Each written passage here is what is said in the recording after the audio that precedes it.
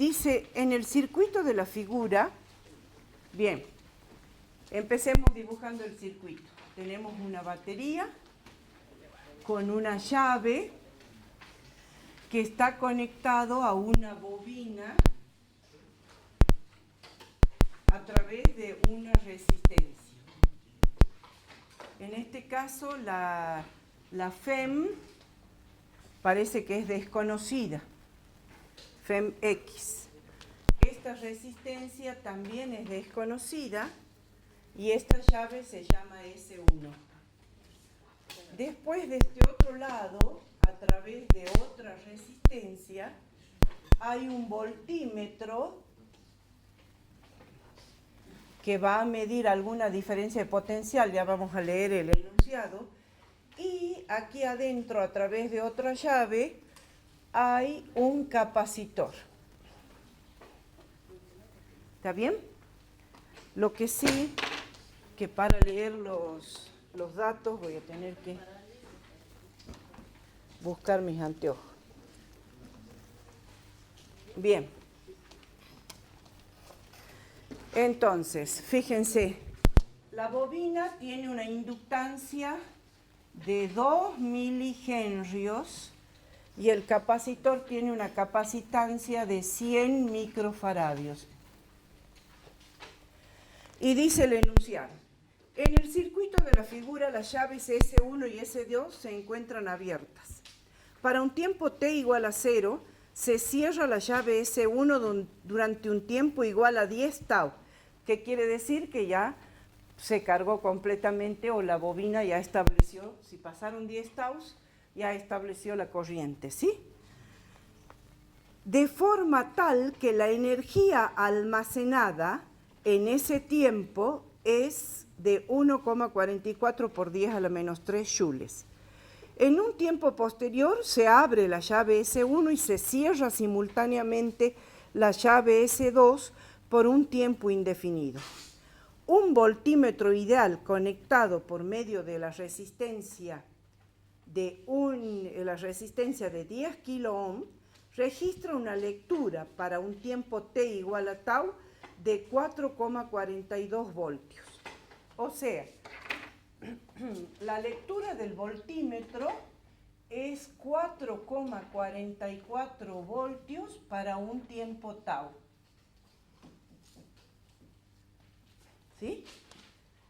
Y ahora dice, determine la resistencia Rx y la tensión de la fuente.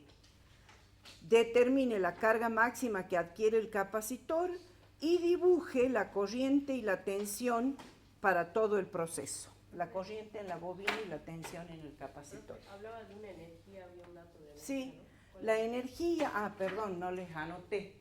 La energía almacenada en los 10 taus, la energía almacenada en la bobina, porque primero está la llave S1, ahora la hacemos, ¿no? Ya la cerramos. Entonces, la energía para los 10 taus es de 1,44 por 10 a la menos 3 joules. ¿Está bien? En la bobina. En la bobina, sí. Entonces, ¿qué pasa? Fíjense, en un instante inicial cierro esta llave y ¿qué va a pasar? La batería le va a mandar corriente hasta que se establezca la corriente en la bobina, ¿está bien? ¿Cuánto va a valer el tau en ese momento? Fíjense, el tau va a ser Rx sobre L. No es L sobre L. L sobre, sí, pasa que es como uno pone uno sobre tau. Es L sobre Rx, tienes razón. La resistencia del CD. Pregunta por la resistencia que no le puso nombre de arriba. No, pero no tiene que ver porque el voltaje.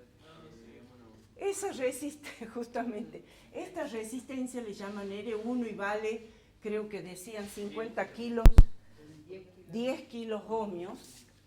Esto, chicos, por favor, ya me cansé de ver, cuando hay un voltímetro, ¿pasa corriente por ahí? No. Bueno, entonces, ¿para qué necesito la resistencia? ¿Va? No pasa corriente. ¿Qué me lee el voltímetro ahí?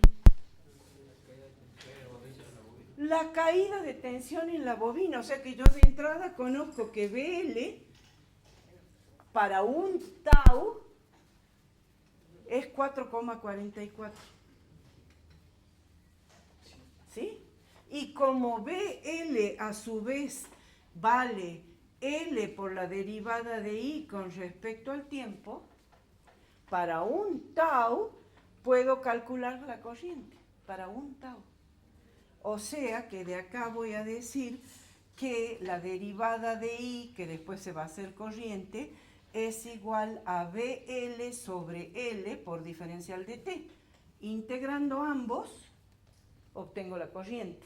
¿En qué tiempo? En el tiempo de un tau. De 0 a 1 tau. Porque este voltaje está leído para un tau. ¿Está bien? Perfecto. Entonces, integremos esto. ¿Y qué va a ser? Es 4,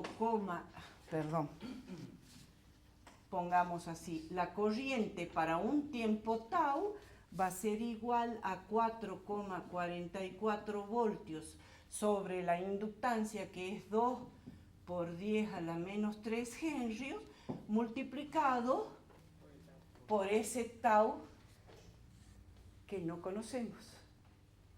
O sea que ahí tengo una ecuación con una incógnita. Necesito otra. ¿Qué otra ecuación voy a plantear? La ecuación de la corriente, ¿sí? También la ecuación de la corriente en función del tiempo ahora. Este era para un tau, ¿está bien? La corriente en función del tiempo, ¿cuánto vale? Vale la FEM X sobre Rx por 1 menos C a la menos T sobre tau.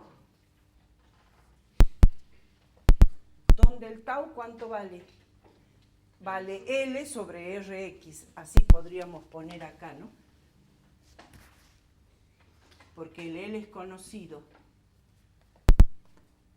Y acá también nuestro tau va a ser L sobre Rx, o sea que podríamos poner así, Rx sobre L.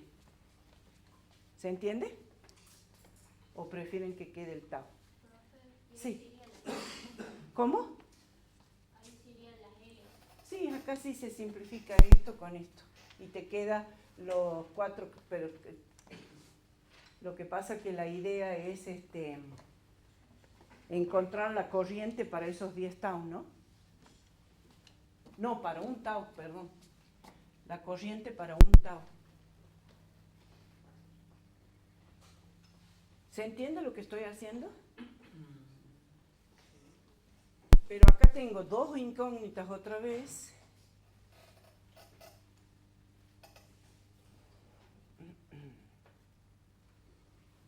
A ver cómo podemos aquí, porque fíjense que esta caída de tensión es para un tau, ¿no? Lo que podríamos hacer es extrapolar para 10 taus, ¿sí? ¿Cómo va a ser la caída de tensión en la bobina? Eso es lo único que se me ocurre, porque si no... Con energía no se puede calcular la corriente.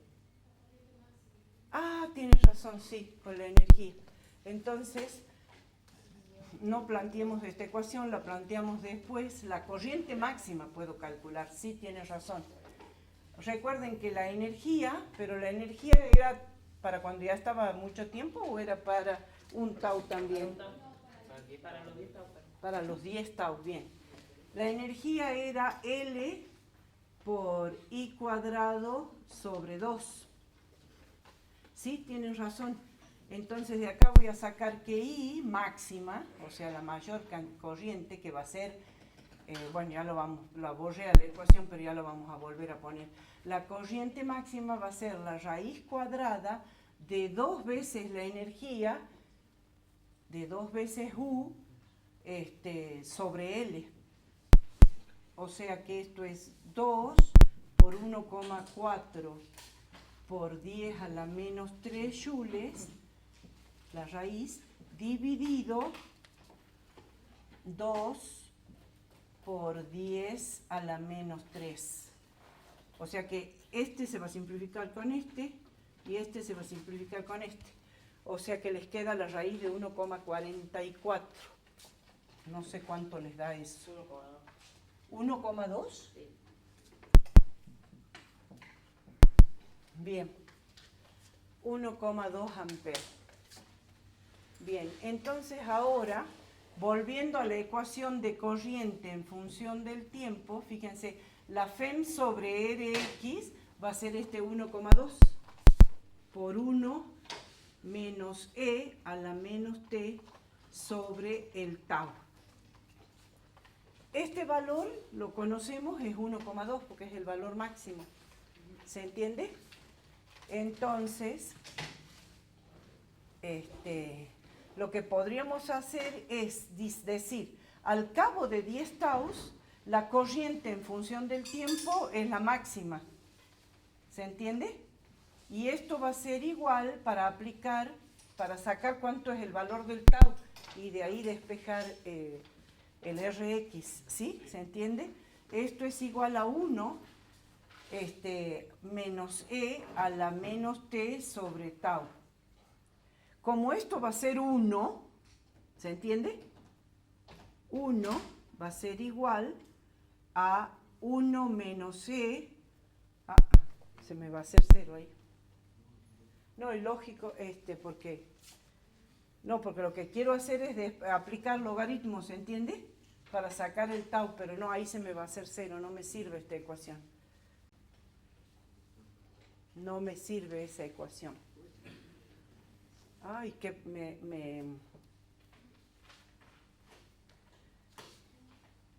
Entonces, con la energía en la bobina sacamos la corriente máxima que ya está. Teniendo la corriente máxima,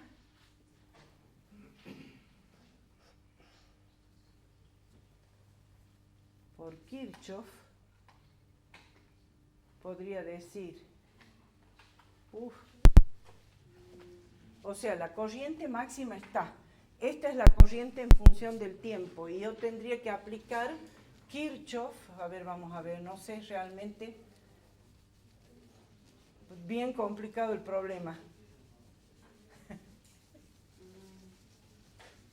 Ay, qué feo que borra esto. A ver si me entienden lo que quiero decir. Yo sé cuánto es la caída de tensión acá, pero si ya no escribe la fibra. Si aplico Kirchhoff, podría sacar, porque ya conozco cuánto es la corriente que pasa por Rx.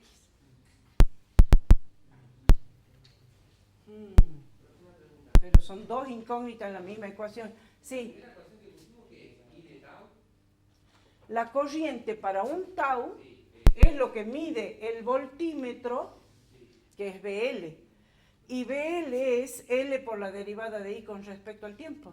¿Y aquello que es I máximo es L sobre Rx? No, tau. Esto es tau.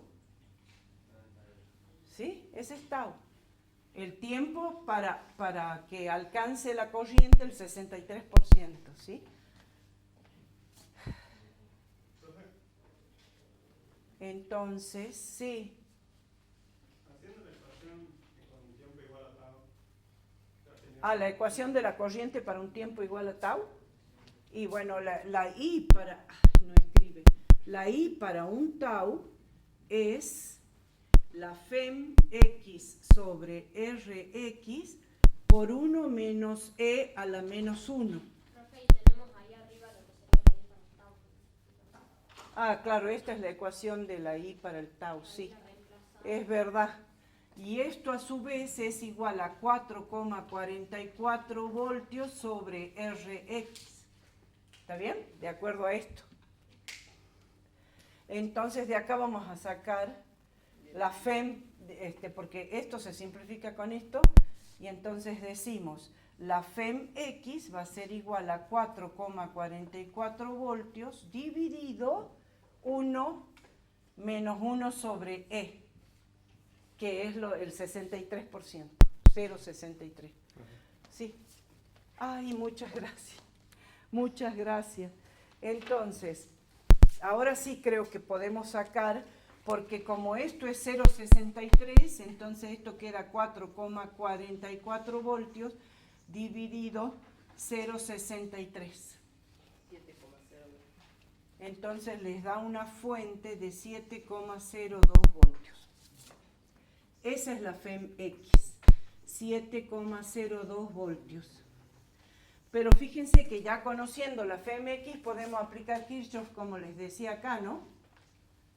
Y sacar RX. Porque la corriente la conocemos, La tensión en la bobina. ese tiene la que estar tensión bien. en la bobina la conocemos, y para un tau, ¿no? Sí, para un tau. Entonces decimos que aplicando Kirchhoff, ¿qué vamos a decir? La FEM entrega menos, con el signo de salida, ¿no? La caída de tensión en la bobina menos I por Rx es igual a 0, y de aquí vamos a decir que Rx va a ser igual a la caída de tensión en la bobina,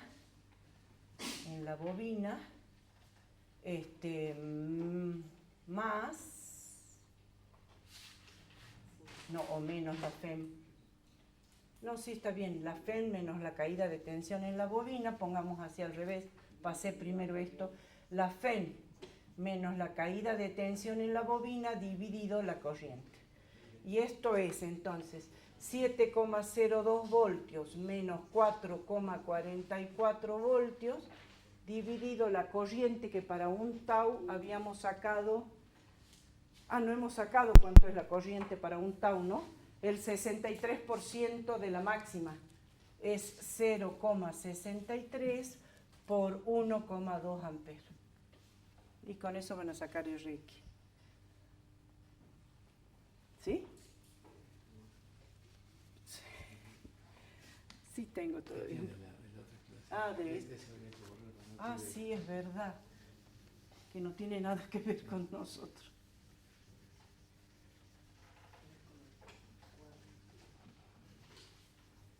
Nada que ver con nosotros. Bien, ¿se entendió? FX también puedo sacar por ley de Ohm. Eh, La corriente máxima y el valor de la FMX. También, sí, también por la ley de Ohm, sí. ¿Y cuánto les dio el RX? 3,4 ohmios. ¿Cuánto? 3,4 ohmios. 3,4 ohmios. Bien, entonces, al cabo de ese momento de los 10 taus, dijo, Se cambia cambia la llave, entonces se abre de nuevo S1 y ahora se cierra S2. La bobina ya estableció la corriente en este sentido.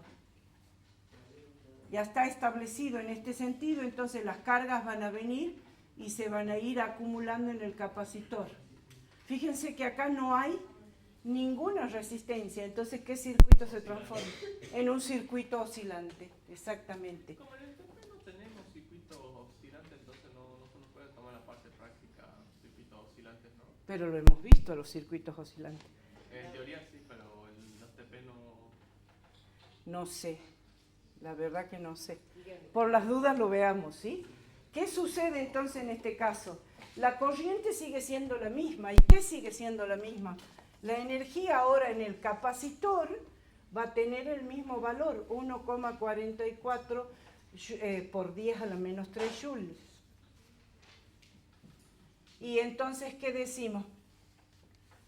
De aquí podemos sacar la carga máxima que adquiere el capacitor, porque recuerden que la energía capacitiva era 1/2 de Q cuadrado sobre C, con lo cual la carga máxima va a ser la raíz cuadrada de 2 veces C por la energía, y esto valía la raíz de 2 por 100 microfaradios, es decir, 100 por 10 a la menos 6 faradios, y por la energía que dijimos que es 1,44 por 10 a la menos 3. Esa va a ser la carga máxima que va a adquirir. O sea, ahora tenemos que hallar las ecuaciones así oscilantes. No sé si te pide las ecuaciones, de cualquier forma las ponemos. Las ecuaciones, entonces, la carga en función del tiempo, ¿cuánto va a valer? Va a valer la carga máxima, que es la capacitancia por la FEM, por el coseno De omega t. de omega por T, donde ahora omega, ¿cuánto vale? Vale 1 sobre la raíz de L por C. ¿Y cuánto vale la corriente en función del tiempo? Recuerden que la corriente es siempre la derivada de la carga con respecto al tiempo, entonces esto va a ser C por E por omega, por menos, ¿no? La derivada del coseno era menos, seno de omega por T. Y esa es la carga y la corriente. Como no hay resistencia, se mantiene indefinidamente en el tiempo. ¿Está bien? Creo que no había ninguna otra pregunta. Les dice, determine la energía disipada. Esto también es una trampa. Determine la energía disipada en Rx en todo el proceso. ¿En qué proceso disipa Rx? Y cuando está cerrado ese 1. Solamente cuando está cerrado, o sea, 10 taus, nada más. Los 10 veces está. Con la corriente, con la resistencia, la tensión. Claro, ahí podemos dicen sacar I la por ecuación. R, o sea, como la potencia es I cuadrado por R, la multiplican por el tiempo y ahí sacan la energía. ¿Se entiende? O sea, siempre energía disipada va a ser igual entonces a I cuadrado por R por el tiempo de los 10 taus. Donde esto es potencia y esto es tiempo.